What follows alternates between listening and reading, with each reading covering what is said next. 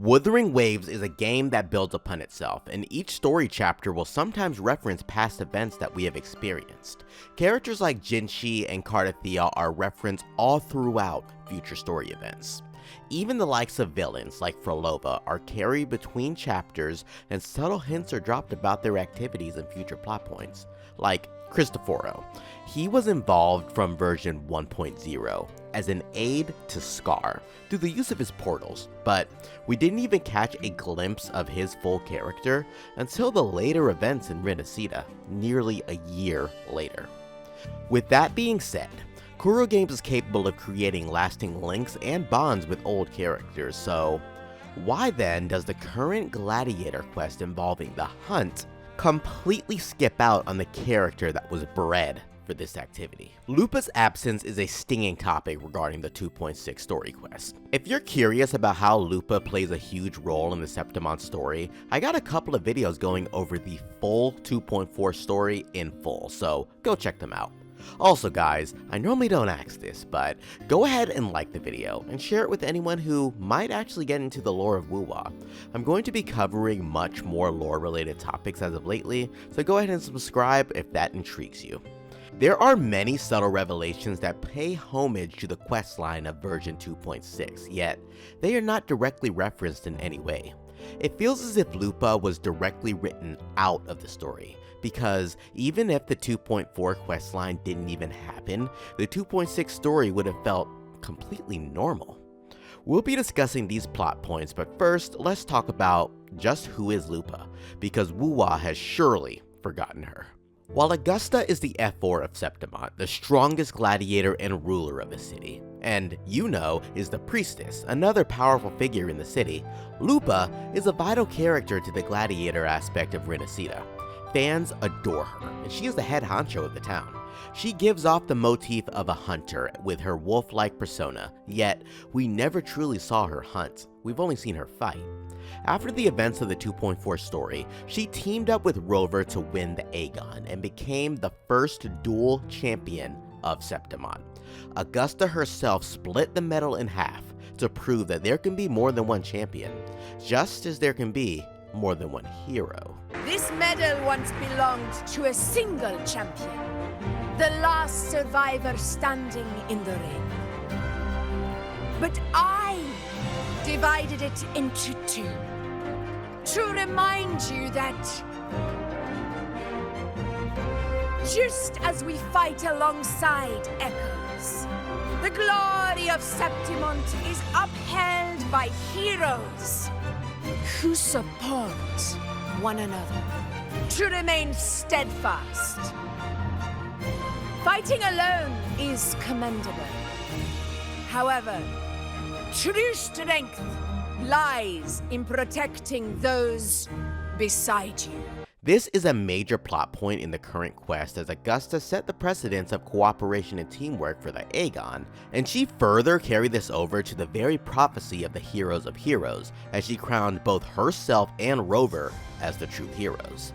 That plot point fully plays out, but we didn't get a single callback to Lupa's presence. At least if we saw her face there, we could have known that splitting that emblem actually had further purpose. It is a very nice and subtle foreshadowing, but it makes you wonder if this was purposeful foreshadowing, or just a coincidence. What happened to all the warriors heading to the hunting ground to remember their purpose, right? So many ties lead to Lupa's presence in the story, and while yes, her role in the story was somewhat complete, we still never got to see her hunt, right? For her to be included as a side character in these events would have been a great asset to the story, not a detriment in the slightest. While Lupa's absence hurt, as someone who really loves our wolf girl, I know how much it really hurts that she wasn't included in this story.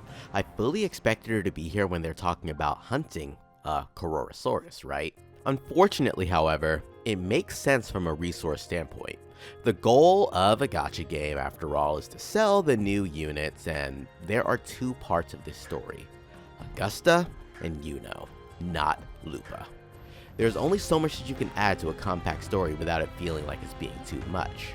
I said this before, 3 main characters is the perfect balance to any story, but side characters exist in any great story as well. Lupa had her main role in version 2.4, so why not include her in the peripherals of this story?